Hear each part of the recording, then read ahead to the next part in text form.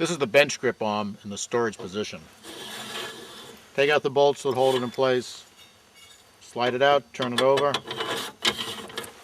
put it back in place, pick the length that you want that's appropriate for the bench you're shooting on. Once you've tightened the wing nuts, you have the bench grip arm firmly in place, move the wrist back so that the grip arm firmly engages the front edge of the bench. Push the wrist back a little bit to make sure it's secure. Next thing you have to do is anchor the rest of the bench top. There are 5 spots. 1, 2, 3, 4, and there's one more at the tail end of the rest. It's important to anchor it at that point also. Due to slight differences in the dimensions of the raw material and also in the application of the finish, the rest is designed with a little bit extra play between the moving parts. This helps prevent binding. However, if you find that there's a little bit too much play to suit your preference, there are 4 slack adjusters. Tighten the screw down all the way, back it off 1/8 to 1/4 of a turn, and then tighten the nut. Also, what you want to do at that point is check the rest, make sure it's moving freely, and you're good to go. Now check the rest, make sure that it moves freely and returns to battery, and you're good to go. The set comes equipped with a remote hydraulic trigger release. Simply press on the master cylinder, and bingo, there you go.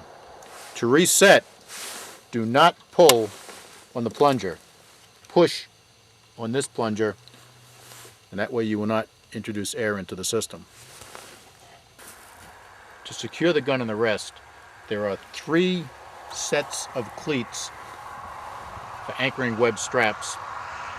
In addition, there's a unique butt retainer arrangement that has a vise for centering the gun in the rest and holding it secure, and a removable web strap that goes right around the butt of the gun. And this way you can actually shoot the gun off your shoulder while it's secured in the rest.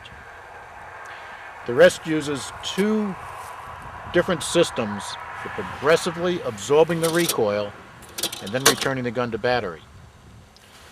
The primary system are the compression dampers, one on the right side, one on the left side.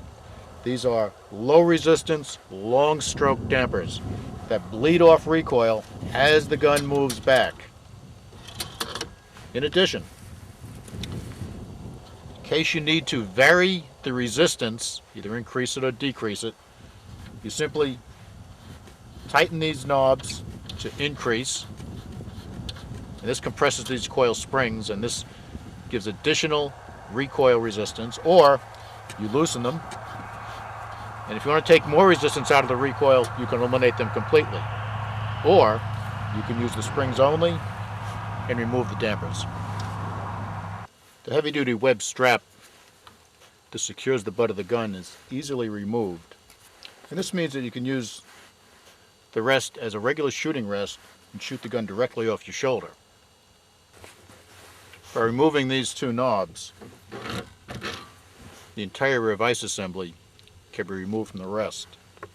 In addition, because it has this unique stem underneath it, this can be used as a secondary means for elevating the butt of the gun.